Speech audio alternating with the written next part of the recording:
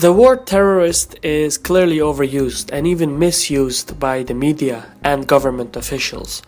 Now, there are genuine terrorist organizations, but the media has created this image of the terrorist and portrayed it as a group of uneducated conservative extremists hiding up in the caves. The truth is that most attacks that have occurred in the US and Europe had well-thought geopolitical intentions.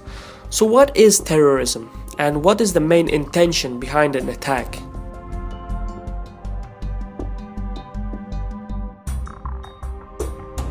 Despite what most people think, terrorism is not really about mass murder. The primary goal of a terrorist attack is to strike fear and panic in the hearts and minds of ordinary citizens. It's all about the psychological impact rather than the physical damage. And when the targeted population responds with hysteria, its behavior becomes irrational, and so the perpetrators get a return on their physical attack. For example, when Americans were in panic and fear over the 9/11 attacks, the foreign policy of a superpower changed. The psychological impact of the attack was so strong that it resulted in the invasion of Afghanistan and, to some extent, the invasion of Iraq. And this was the reaction Al-Qaeda had wanted to provoke. Another example is the Madrid train bombings in 2004, just 3 days before the national elections. The fear and anger that the Spanish population experienced resulted that the ruling party lost power in the elections. Again, exactly what Al-Qaeda had hoped for. I think it's important to recognize that terrorists are not just a couple of extremists with long beards hiding in the caves. This is how Hollywood portrays them, but most terrorist organizations think 3 moves ahead. They are intelligent, resourceful, and formidable opponents. Most terrorist organizations do extensive planning and have geopolitical ambitions. They do a lot of calculations and understand the fundamentals of the human psychology. They know how to manipulate people and how to provoke countries.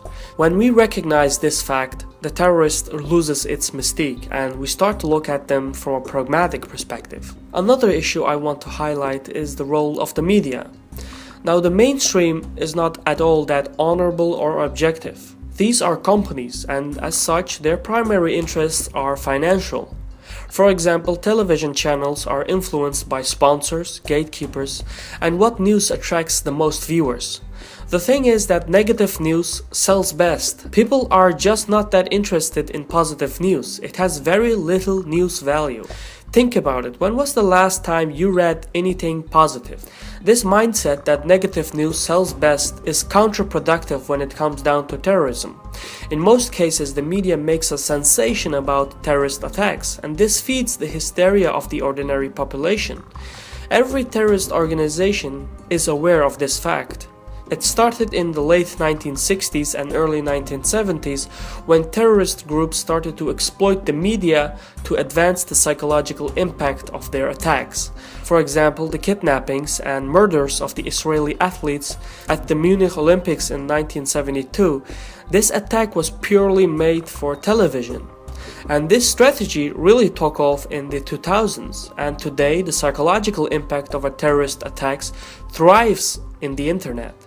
Nowadays, there is non-stop media exposure, and this allows people to tune in and follow the events minute by minute. This amount of media exposure allows the viewer to become secondary victims as the violence unfolds, because the propaganda of the attack becomes far larger than just those in the immediate vicinity. Just think about how watching the 9/11 attacks live on TV affected you at the time. Now, 24-hour media exposure is just how the modern media works, but more than often, the media deliberately builds a sensation around a terrorist attack.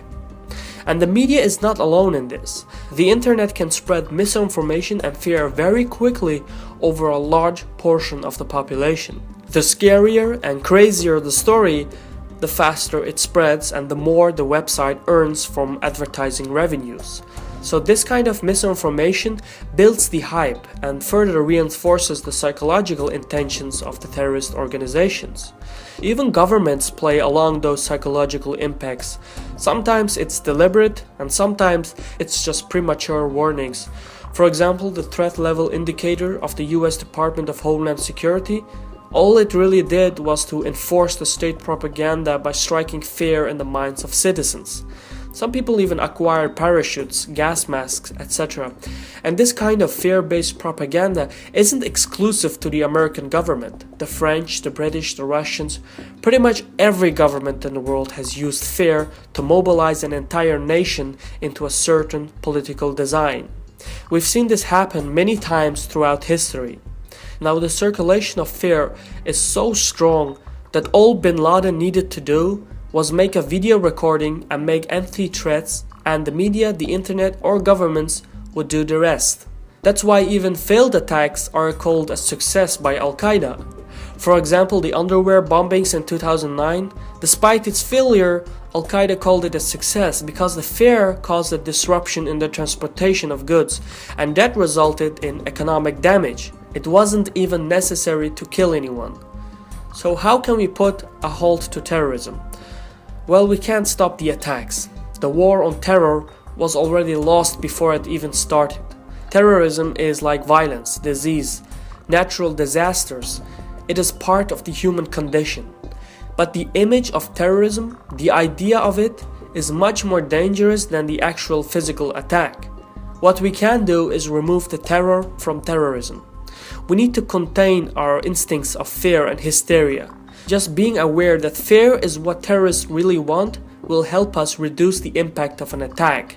We also need to recognize that even though terrorists do not share our moral values, they are intelligent and their actions are meant to provoke us.